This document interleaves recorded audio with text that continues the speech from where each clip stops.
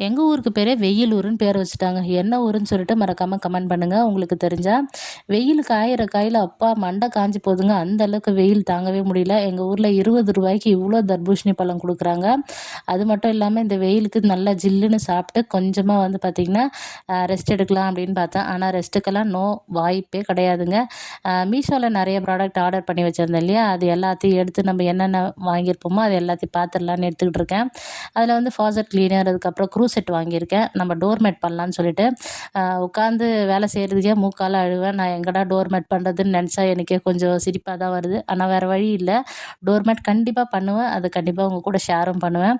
அதுக்கப்புறம் இந்த ஏப்ரான் வாங்கியிருந்தேன். நம்ம கிச்சன்ல நெறைய தடபுடலா வேலை செய்றோம் இல்லையா? அதனால ரொம்ப வந்து நனைஞ்சு போயிருது நைட்டி எல்லாம். அதனால நம்ம ஒரு ஏப்ரான வாங்கிக்கலான்னு சொல்லிட்டு அதையும் வாங்கியிருந்தேன். அதோட ரேட் வந்து ரூ. 100 தான். ரொம்ப அதிகம்லாம் கிடையாது. அதுக்கப்புறம் வந்து பார்த்திங்கன்னா, ரொம்ப வந்து சமைக்கிறதே பெரிய விஷயம். இதில வேற நம்ம எங்க ஸ்நாக்ஸ் எல்லாம் பண்ண போறோம் அப்படின்னு சொல்லிட்டு எங்க வீட்ல எல்லாம் ஒரே சிரிப்பா சிரிச்சுட்டு இருந்தாங்க. பாருங்க இனிமே உங்களுக்கு வந்து புட்டு வாங்கியிருக்கேன். கொழா புட்டு வாங்கியிருக்கேன். இனிமே டெய்லி கொழா புட்டுல என்னென்ன வெரைட்டி இருக்கோ எல்லாத்தையும் செஞ்சு உங்களுக்கு வந்து அசத்திடுறேன் அப்படின்னு சொல்லியிருக்கேன். சொன்ன வார்த்தைய காப்பாத்தணும். அதுக்காகவாச்சும் கண்டிப்பா நான் புட்டு செய்ய கத்துக்கிட்டு புட்டு செஞ்சு குடுத்துடணும். அதுக்கப்புறம் கப் கேக் பண்ணுறதுக்காக வந்து ஒரு சிலிக்கான் மோல்ட வாங்கியிருந்தேங்க.